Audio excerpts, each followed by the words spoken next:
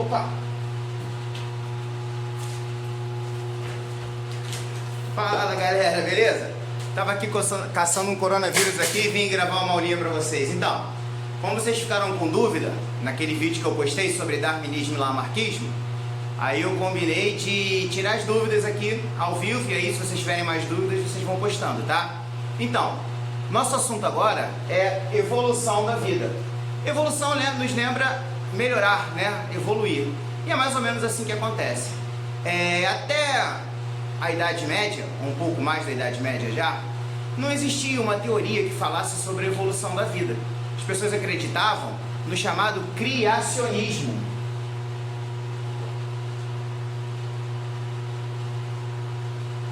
Criacionismo é a teoria religiosa que a gente aprende na igreja desde criança, né?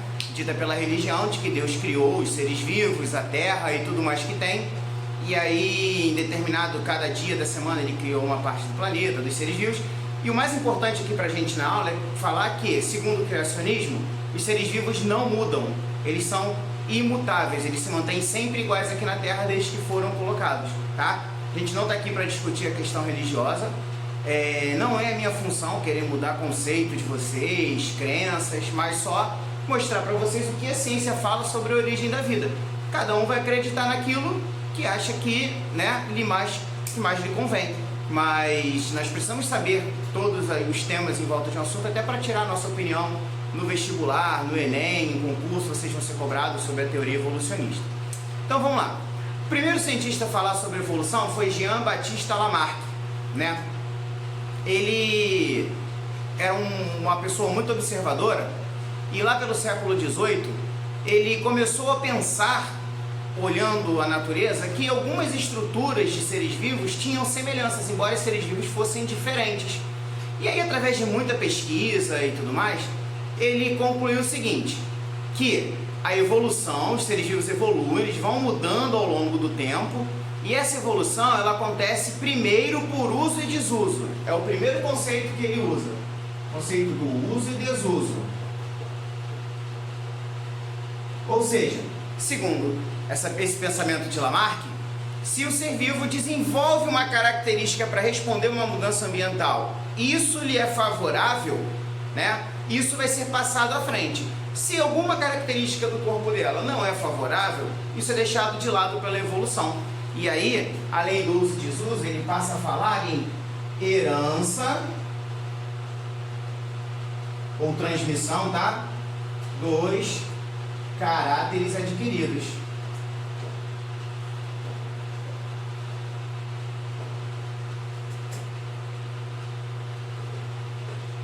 Herança dos caráteres adquiridos. Ou seja, segundo Lamarck, a evolução acontecia da seguinte forma. Exemplo da zebra. Segundo Lamarck, a zebra era um animal de pescoço curto, igual um cavalo, né? E uma dada época da evolução aqui da Terra, o alimento ficou escasso no solo e ele precisou buscar alimento, elas precisaram buscar alimento nas folhas das árvores. E aí elas começaram a esticar o pescoço para poder buscar esse alimento. E de tanto esticar o pescoço foi ficando maior. Como ela usava essa característica, isso era passado para a geração seguinte. Então, por uso, o caráter adquirido era transmitido, né? E aí as girafas passaram a ser animais de pescoços compridos de tanto esticar o pescoço para comer folha nas árvores mais altas. Professor, isso é verdade? Claro que não, né? Não há nenhuma possibilidade disso ter acontecido com girafas. É como você falar que uma pessoa perdeu, por exemplo, a mão direita, e aí isso não fez falta, ela era canhota, e aí o filho dela então nasce sem a mão direita, porque ele não usou, perdeu por desuso. Ou como se você falasse que o filho de um fisiculturista já nasceria fortão, porque o pai usou aquela característica, ele passaria a usar, né? Isso não tem lógica nenhuma à luz da ciência atual. Ah, professor, então Lamarck estava totalmente errado, que burro, dá zero para ele. Também não é assim, né?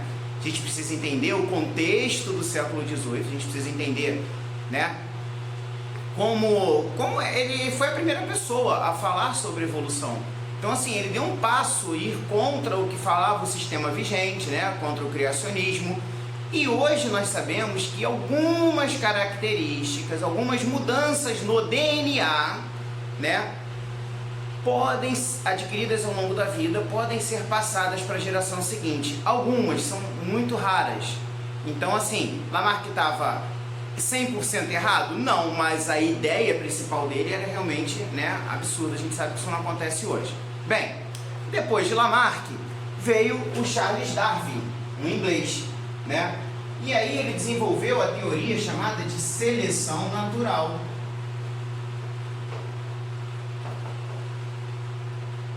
Tá?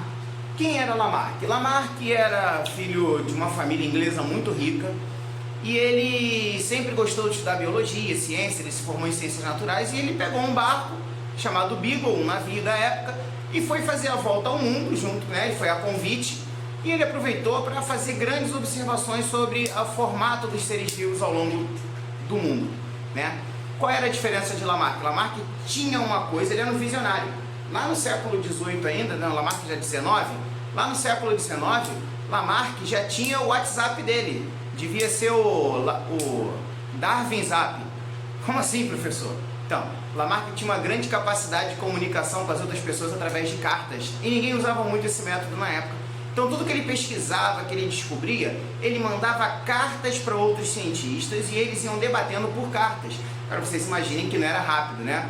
Imagina lá o Lamarck mandar uma carta para um cientista que estava na Austrália. Isso levaria 6 meses para ir, 6 meses para voltar. Por exemplo, nessa época, uma viagem a navio da Europa para o Brasil podia durar até 90 dias, dependia da questão dos ventos, das correntes e tudo mais.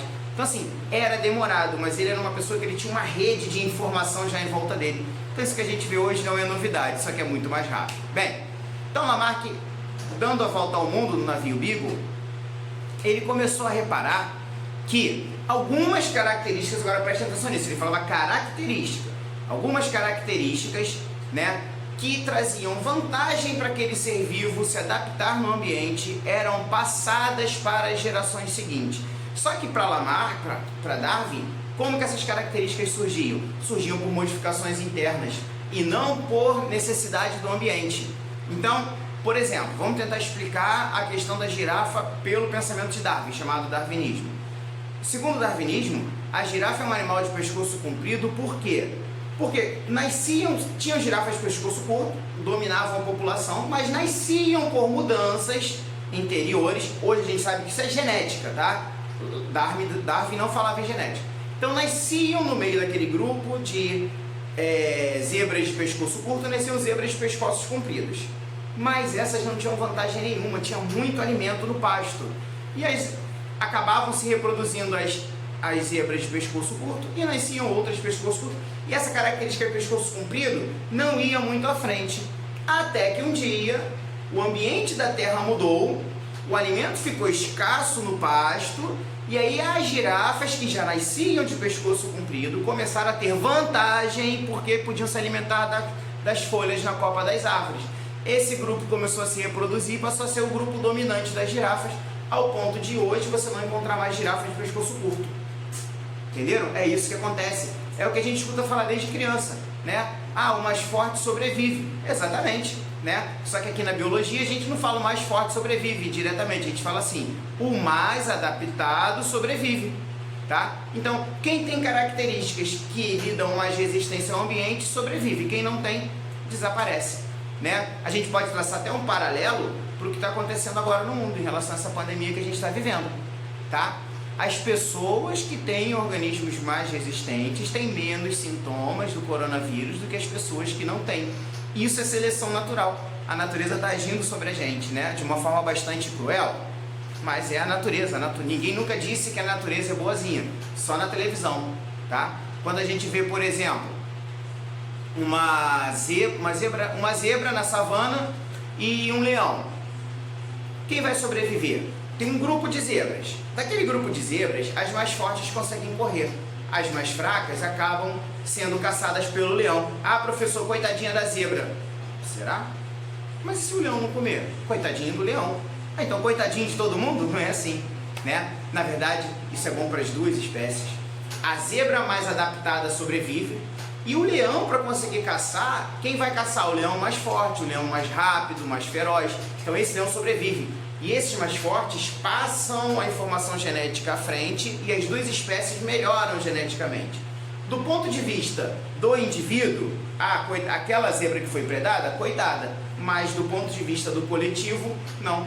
É o que tá, né, de certa forma está acontecendo isso com a gente.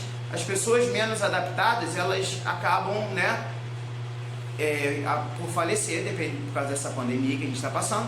As pessoas mais adaptadas sobrevivem, né? É triste, mas é assim, enquanto não tiver um medicamento, uma vacina, eu acredito que vai demorar bastante ainda, tá? Vai mais ou menos assim, mas é a seleção natural que está agindo sobre a gente. Assim como o surgimento do vírus é um caso de seleção natural, né?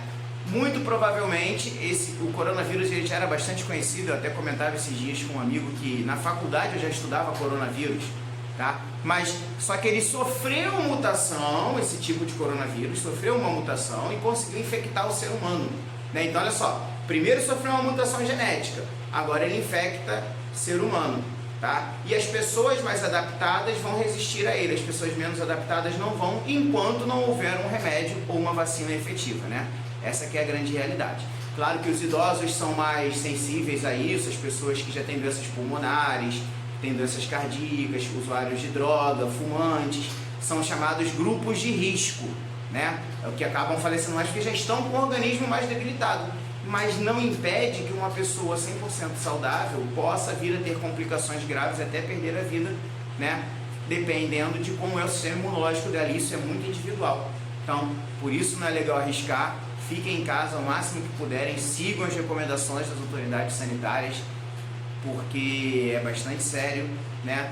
E se as pessoas não seguirem, os hospitais não vão ter como dar conta de atender todo mundo e os médicos vão ter que escolher quem vive e quem morre, né? Quem é atendido e quem não é, e vai ser bastante triste. Comecem a ver o que está acontecendo no Equador, o que está acontecendo na Itália, e vocês vão ter uma ideia disso aí. Bem, então, voltando aqui à seleção natural, né? Durante essa viagem de Charles Darwin, por exemplo, ele passou aqui na nossa região, tá? Em 1830, pouco depois que a família real já tinha voltado para Portugal e tudo mais, o rei aqui já era Dom Pedro, o navio Beagle chegou ao Rio de Janeiro, o comandante voltou para a Bahia para refazer o mapa da costa brasileira e Darwin veio pelo interior do Rio de Janeiro conhecer a Mata Atlântica. Ele ficou encantado. Nos diários de Darwin ele fala assim: nunca experimentei tamanho deleite em ver toda a diversidade da vida que eu estou acompanhando aqui nesse lugar. E então ele veio por Niterói, ele atravessou o Baía de Guanabara de barco, né? Óbvio, na época, e veio a cavalo com uma comitiva. Ele passou por Niterói, Maricá, Araruama, Iguaba Grande, né? Passou aí, São Pedro, Cabo Frio, Barra de São João. Depois ele foi até Macaé, subiu pelo Rio Macaé, voltou até Cachoeiras de Macacu, veio para o Rio Bonito, chegou a Niterói de volta. Existe um projeto, vocês podem pesquisar na internet, chama Caminhos de Darwin, que conta toda essa história de Darwin aqui na nossa região. E foi muito importante a nossa região na descoberta da seleção natural. E a seleção natural é o que vale até hoje na ciência, tá? Porque através das características de muitos animais aqui da Mata Atlântica, ele começou a reforçar essa ideia dele de que, né, as modificações aconteciam nos seres vivos e elas eram passadas, né? E quem selecionava era a natureza, tá? Então a natureza seleciona o mais adaptado, por isso seleção natural.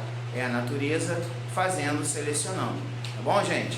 Então, só para relembrar os conceitos e a gente poder finalizar essa explicação aí, ó. Lamarck acreditava no uso e desuso e na herança dos caráteres adquiridos, ou seja, Lamarck acreditava que uma característica surge em resposta a uma modificação do ambiente. Se ela for usada, ela é passada para a geração seguinte. Se ela não for usada, ela é esquecida, tá? Darwin falava da seleção natural, onde ele dizia que as modificações acontecem ao acaso nos seres vivos e a natureza seleciona o mais adaptado sobrevive, tá? Então, isso é uma diferença bem marcante. A gente pode ver, né, muitas pessoas, até em televisão, revistas, usando frases lamarquistas, tá? Quando, por exemplo, alguém fala assim, não sei se vocês já ouviram isso, algumas pessoas nascem sem o dente ciso porque deixou de ter função, não faz falta. Ou o apêndice, esse órgão que a gente tem aqui no abdômen, do lado direito aqui, uma alcinha no intestino, né? O ser humano não tem apêndice porque ele não serve para nada, então ele foi deixando de existir. Isso é lamarquismo, isso não é verdade. Na verdade, o que acontece é o seguinte: por mutação genética, nós começamos a nascer algumas pessoas sem o siso, e isso adaptou as pessoas, muito bem, obrigado, e a característica sem siso foi sendo mantida, assim como o apêndice, né? Os nossos antepassados, o homem de Neandertal, por exemplo, ele tinha um apêndice bem grande e ele digeria celulose nesse apêndice. Uma mutação genética fez os neandertais começarem a nascer com apêndice diminuto. Esses neandertais de apêndice pequenininho, chamados vermiforme, começaram a se alimentar de carne. Isso possibilitou uma caixa craniana abrigando um cérebro maior. O neandertal tinha meio quilo de cérebro, nós temos 1 quilo, 1,2 kg. Então isso fez com que nós tivéssemos uma capacidade de inteligência maior, mas nós convivemos com os neandertais aqui por um tempo na Terra, acabamos dizimando eles em guerras, né? Então, mesmo assim, nós dizemos que o neandertal deixou de existir por seleção natural. O mais forte sobreviveu, que fomos nós. Não acho isso bonito não, tá, gente? Mas é só um fato que aconteceu. Então, nós não temos apêndice porque houve uma mutação genética que fez com que as pessoas nascessem apêndice e começassem a se alimentar de carne, e isso as adaptou muito bem, gerando o Homo sapiens. Não foi por uso e desuso. Beleza? Então, eu vou encerrando por aqui para não ficar muito longo. Vocês continuem vendo os vídeos. Dúvidas vocês ponham lá. Eu disponibilizei também o número de WhatsApp para vocês tirarem dúvidas. É o 22 98803 1029. Vocês tirem dúvidas. Sempre que necessário eu vou fazer videoaulas. Semana que vem eu vou deixar exercício para vocês fazerem. E vou botar também um vídeo sobre seleção artificial, tá? Se cuidem, fiquem com Deus e até a próxima.